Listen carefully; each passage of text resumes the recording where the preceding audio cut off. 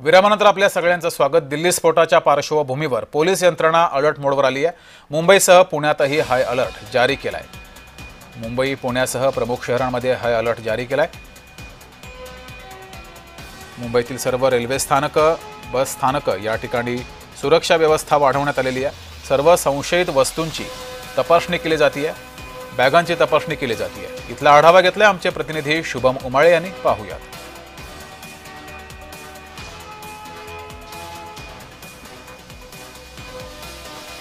काही वेळातच अमित शहा हे घटनास्थळी पोहोचणार आहेत। खरं तर पंतप्रधान नरेंद्र मोदी यांच्यासोबत त्यांची फोनवरून देखील चर्चा झालेली आहे।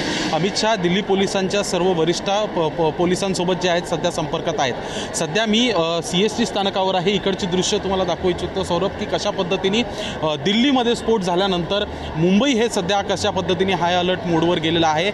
या ठिकाणी CST स्थानकामध्ये प्रत्येक बॅगची जी आहे चौकशी होत आहे। या ठिकाणी डॉग स्क्वॉड आलेला आहे, बॉम्ब स्क्वॉड देखील आहे आणि अर्थातच मोठ्या प्रमाणात पोलिसांचा फौजफाटा जो आहे तो सध्या या ठिकाणी तैनात करण्यात आलेला आहे। अर्थातच राजधानी दिल्लीमध्ये स्फोट झाल्यानंतर मुंबई शहर हे पूर्णतः हाय अलर्ट मोडवर गेलेलं आहे आणि प्रत्येक गोष्टीची या ठिकाणी चौकशी जी आहे, कसून चौकशी जी आहे ती होताना दिसून येत आहे।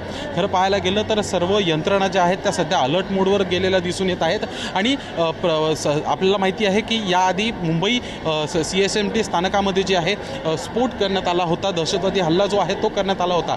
त्यामुळे सर्वात आधी या ठिकाणी CST स्टेशन हे अलर्ट मोडवर गेलेलं आहे आणि यामुळेच कुठेतरी आता या ठिकाणी जी आहे चेकिंग ही सध्या सुरू असलेली दिसून येत आहे। बघू शकतो डॉग स्क्वॉड आहे या ठिकाणी आणि अर्थातच पूर्ण स्टेशन मागील 1.5 तासांपासून तपासलं जात आहे। येणाऱ्या जाणाऱ्या प्रत्येक माणसावर जी आहे या ठिकाणी प्रवासीवर जी आहे ती देखील लक्ष ठेवण्यात येत आहे।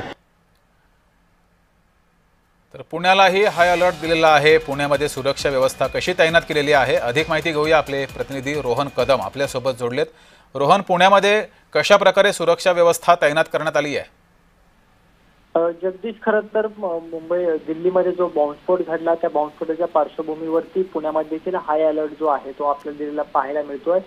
पुणे स्टेशन परिसरामध्ये मोठ्या प्रमाणामध्ये पुणे पोलिसांचा बंदोबस्त जो आहे तो लावलेला आहे आणि या पुणे पोलिसांच्या बंदोबस्तामुळे मोठ्या प्रमाणामध्ये प्रवासी जे आहेत ते हैराण झालेले चित्र पाहायला मिळते। कारण का प्रत्येकाची बॅग जी आहे ती चेक केली जाते। कारण का ज्या पद्धतीने दिल्लीमध्ये बॉम्बस्फोट झालेला आहे आणि दिल्लीतल्या बॉम्बस्फोटामुळे संपूर्ण देशभरामध्ये मोठ्या प्रमाणामध्ये घबराटीचं वातावरण तयार झाल्याचं चित्र आपल्याला मागील काही तासांमध्ये पाहायला मिळतंय। कारण का लाल किल्ला हा परिसर अतिशय संवेदनशील परिसर म्हणून मानला जातो आणि या परिसरामध्ये अशा पद्धतीने बॉम्बस्फोट होणं आणि 8 ते 10 नागरिकांचा मृत्यू होणं ही अतिशय संतापजनक बाब मानली जाते आणि 2014 पासूनचा पब्लिक स्फोट मधला हा सगळ्यात मोठा स्फोट जो आहे तो मानला जातोय आणि या स्फोटमुळे मोठ्या प्रमाणामध्ये घबराटीचं वातावरण सगळ्यांमध्येच निर्माण झाल्याचं चित्र आपल्याला पाहायला मिळतंय।